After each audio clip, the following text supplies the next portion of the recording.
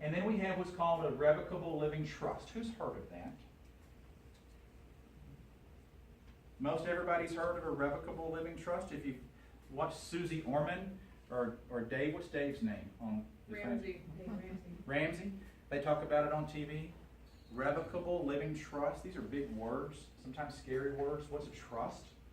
A lot of people don't even know what a trust is or how it works. Well, the answer to how a trust works is it depends. It depends on how you design it and what the why is, what the purpose or the strategy is. In the most basic terms, a trust is simply a legal arrangement that's private, that says either during my incapacity or when I die, here's what's going to happen with my estate. Someone's going to be appointed to make decisions for me, to pay my bills, to invest for me, to buy or sell assets, so on and so forth, while I'm incapacitated. Or when I die, who's going to receive it? My spouse or my kids or my grandkids. All of those factors are addressed and built into it. But it's been a legal arrangement that's been in place for hundreds of years. It's become in recent times a lot more popular to use it in America for most families. A lot of folks think if I'm not wealthy, that I don't need a trust. Well, I just told you that the amount that you can pass before you pay estate taxes, or that your estate would pay estate taxes, is $5.45 million. Most families are not going to qualify for that. But there are a lot of other reasons that make sense to consider a trust. Now, maybe the situation for your family is that we just need the will and the powers of attorney and the other documents. That's fine. But at least in the conversation, we can identify those whys, those strategies, those concerns, and we can start to decide whether a living trust might be a better alternative to fit the family dynamics. And the difference between the two is right here. I talked about the will as the testamentary instrument. Comes into play when you die, not before. A trust, we use the term inter vivos. I don't want to appear to be too intelligent, but that's the term, it's a Latin term that we use, that we learned in law school. Inter vivos, living trust. It's effective immediately. When we put the plan in place and you sign the documents, it's effective right there. It controls everything. Now, we have to get the assets into the trust for it to be effective. Otherwise, it's just an empty plan. It's just a box with nothing in it. It's a fancy pen with no ink in it. But once you get the assets into it, that's when the magic works. And it'll address the issues that we've talked about and more. Just a comparison. Does a will, has it been around for a long time? Yes. Does it name someone to handle your affairs? Yes. Does it name who's to receive the assets? Yes. Does it avoid probate? No. Does it avoid the guardianship, conservatorship? No. The most essential differences are right there. But there's other benefits as well. When we talk about putting a trust in place, you have to have the assets in the trust for it to be effective. We call that process funding. Remember when I talked about probate, the main reason for a probate is to be able to transfer the title to your assets from your name after you've died to someone else? Your spouse, your kids, your grandkids. But the idea is, at probate, the asset titles change when you die through the court, probating the will, or doing it through the intestate process. With a trust, we're actually accelerating the transfer of the titles. So instead of happening when you die over here, it happens when we create the trust over here. And we put your assets into the trust over here. And you're looking at me like, are you crazy? I'm going to put my assets into a trust and let someone make decisions over my assets? And I lose control? Well, that's usually the reaction. But that's not the answer. So just think about moving that time process up, accelerating it, to creating the trust. That's funding.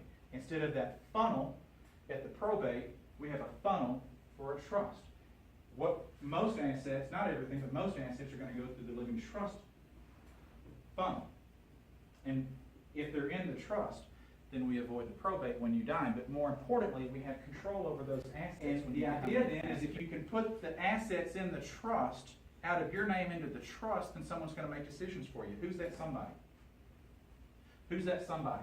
You keep control in a revocable living trust. Now, when we talk about trust, there are lots of different options. Do not think this is the full extent of estate planning world. This is especially complicated. So trust laws in South Dakota are very friendly, are very favorable, and give our state a lot of flexibility. And flexibility is the key. That's what happens here when we talk about a revocable living trust for a couple who may not have that high net worth. Flexibility. When you move the assets into the trust, someone has to make decisions over investments, bills, buying and selling. Who's that person in a trust? What's the title of that person? You're not going to get it wrong. Go ahead. I heard trustee. Trustee. And when we set up a living trust, if you're a single person or widowed or divorced, you're the trustee initially. You have all the decisions, that you make those decisions. You have total control. If you're married, then you're both the trustees.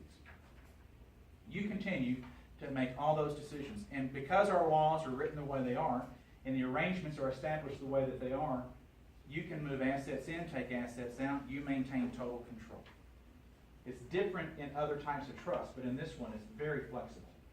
You can amend and revoke the trust, change the terms, update it anytime you want to. You can come in 2 weeks later, I forgot something, we need to make an amendment, or you can come in 10 years later. The trust is intended to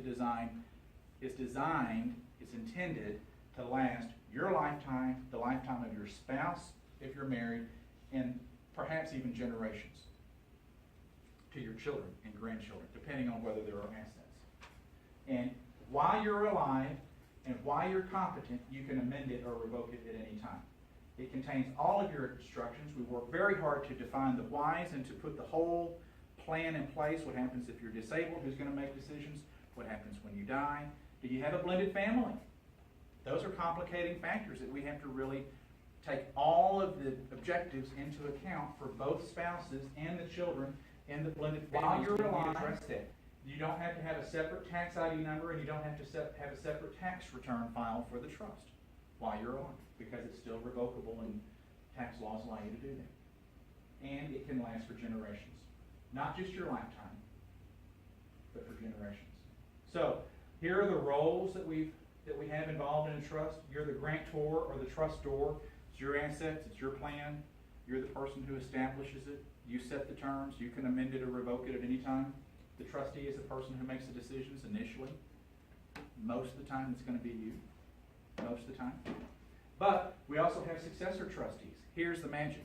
What if you can't make decisions? You've already named somebody to make those decisions for you. Spouse, kids, bank, professional, advisor, somebody. You've already got that in place. Why does Susie Orman do this? Why does Dave Ramsey promote this? Because it deals with the incapacity, the before-death issues, so that you can have continuity, so that you can avoid conflict with the kids, so that you can avoid the legal process. It's all built in. The beneficiaries are the people who receive the benefit, either the income or the principal out of the trust. When we set it up, in most cases, with our level 1 estate plan, using trust, it's you, the beneficiary. So you have 3 roles, wear 3 hats. Grantor, trustee, and beneficiary. It's seamless. And you receive as much, in most cases, you receive as much as you want to out of that trust. You have total discretion. There's no limitations on what you take out or put in or what you spend it on or anything like that. Total control. A lot of people really don't get this. They don't believe me when I say it. But that's how we set up these level 1 revocable living trusts as part of that estate plan. You also control the inheritance. I told you if you have a will and you die, in most cases it's just going to be outright distribution to your kids, or to a charity, or to your grandkids, or to your sisters, or your brothers, or somebody. You can make a distribution all at once on your death, or in installments, at a certain point in time, based on number of years, based on reaching certain ages, 25, 30, 35. Or you can put them in cascading or continuing trust. So Lisa and I have trust. When I die, we have trust for her benefit, and then when she dies, we have it going to our kids, but not outright to them. It's going to them in trust. As long as there are assets to pass on or an inheritance, it's going to go to them in trust. And we design the level of control, access, or restrictions to the assets based on the circumstances of the kids. And it's real easy. It's easier than you can imagine.